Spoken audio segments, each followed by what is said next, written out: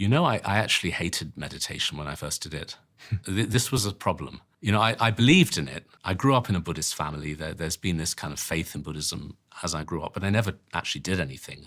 I never meditated. Then I get to a monastery, I become a monk, and I read the small print, you've got to meditate, and I hated it. Why did you hate it? I hated it because I was doing it in a way that was making me more stressed. So I sat there trying to clear my mind, and the more I tried to clear my mind, the louder it was shouting. And that, particularly that negative voice I told you about, that you are no good, you're rubbish, you're awful, you'll fail, that became louder and louder. And so the meditation became incredibly stressful because I thought, I can't do this. I can't get rid of my thoughts. It's nothing to do with clearing the mind. It's not about putting yourself in an unconscious state at all. It's about working with your mind, but it's not about getting rid of the thoughts. In fact, the thoughts are quite helpful. They actually help you to meditate.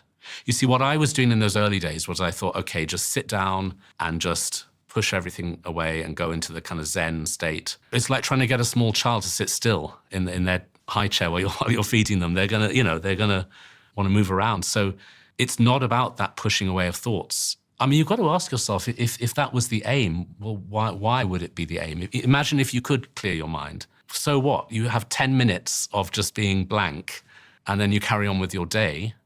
Where's the journey? And I can fully understand that if you're really stirred up and miserable and stressed, the idea of 10 minutes of switching it off would be great, but it's not the solution. It doesn't work. What is the solution? So it is definitely about changing your relationship with your thoughts.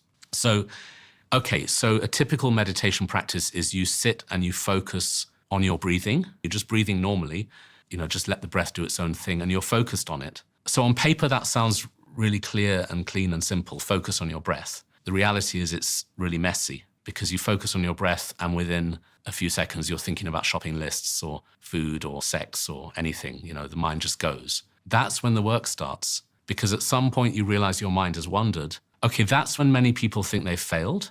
They were meditating, they were with the breath, and then they realize they're thinking about emails they need to write or shopping or whatever. And then they think, oh, I'm a failure, and they very angrily bring themselves back to the breath.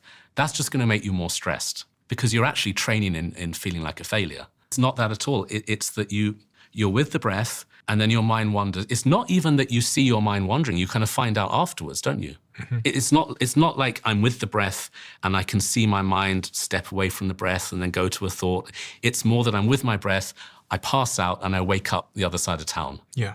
That is the meditation, waking up inside your thoughts. That is the definition of meditation.